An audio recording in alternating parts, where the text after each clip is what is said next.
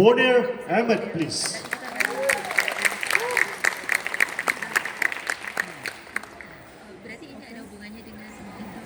Rakib Bhai got married few days ago.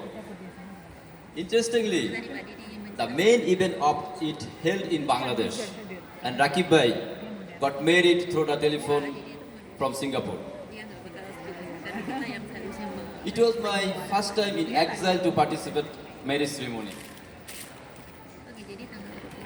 I am used to some stories about marriage through the telephone. One of my cousins got married through the telephone in 19th century from USA.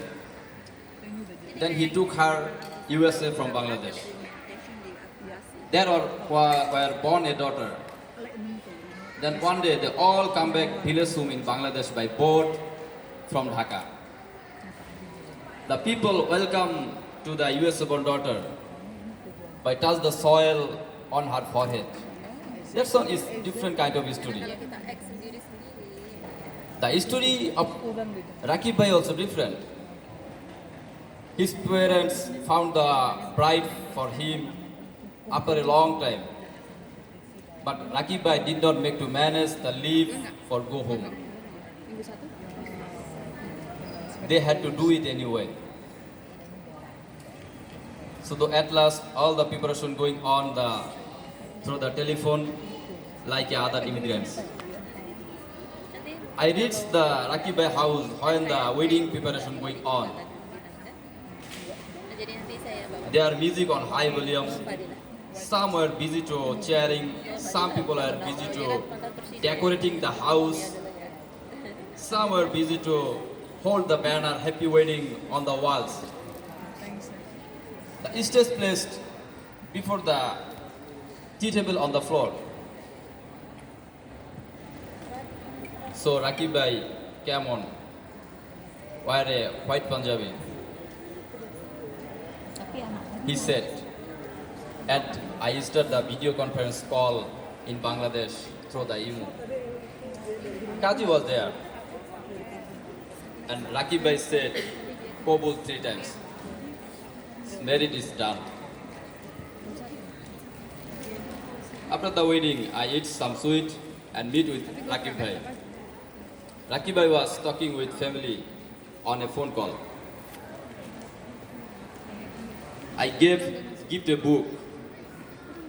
The book name is Happy Married Life, which I bought for him previous day from bookstore in Lambo Road.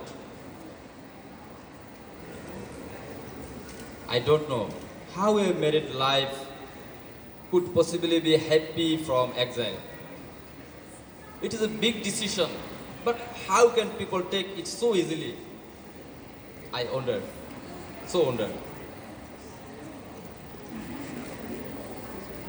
But all the Rakib Bhai around the world get happy at last. They have to be happy. Thank you.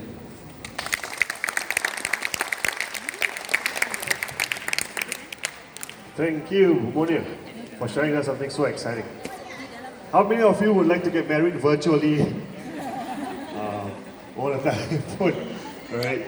So some of you might prefer that, some of you may not, but whichever way it is a reality that some people experience and have to go through. Ladies and gentlemen, the next performer, the next storyteller is going to come up to share with us. He is from Tamil Nadu, India. He works in Singapore as a site engineer in the construction industry. Ladies and gentlemen, he believes that the journey of a poet is one where the poet has to embark on his own. Not to be compared with anyone else's, but for him to himself discover where the journey is going to bring him. He uses all of his life experiences, including his childhood dreams, as fodder for his poetry, and therefore I think we've got something very interesting to look forward to. Ladies and gentlemen, please welcome Ramasamy Madhavan, please.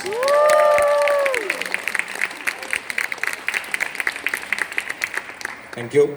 Thank you for the musical introduction. Good afternoon all. Thanks to migrant writers of Singapore and Esplanade for this wonderful platform to perform. This is my second time here.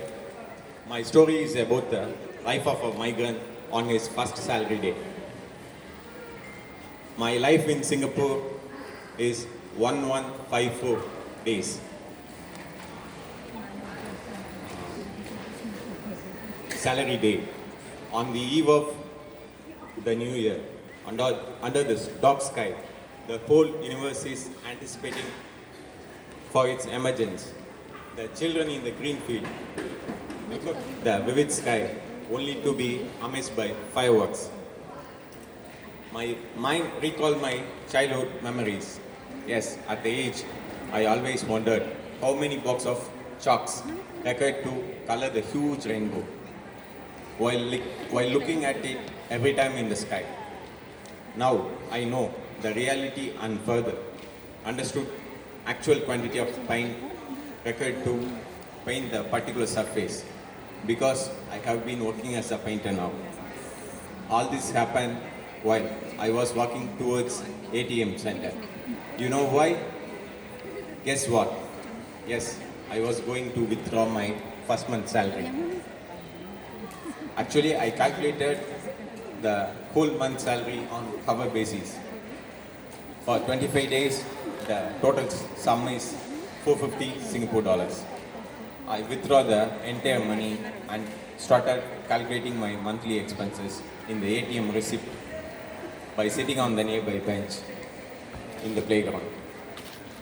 $110 for canteen food, $200 for agent fees, $100 for family expenses that I need to send to my home. The total amount is $410. In the total sum, $450. I heard a lovely voice when I was sitting in the bench, but not the nice word.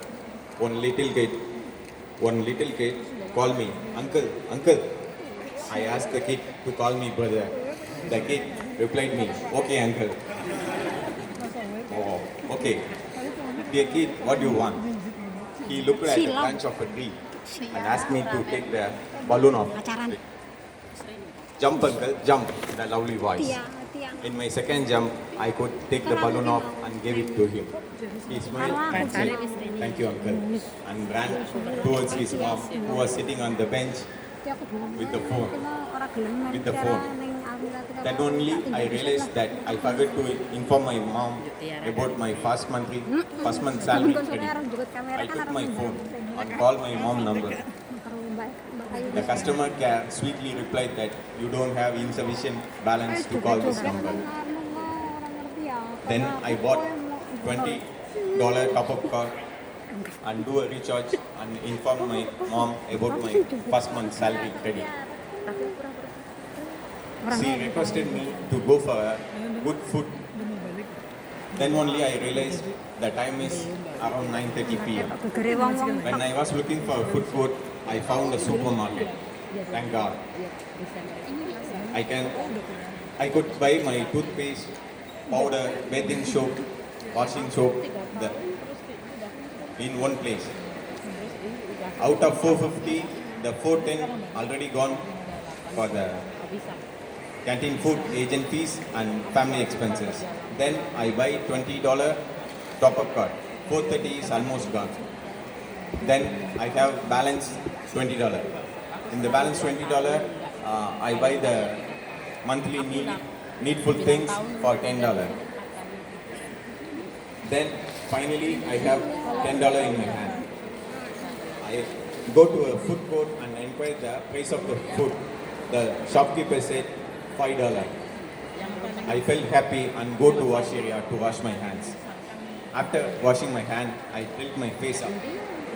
The mirror above show my image very ugly with fully beard and with messy hairs.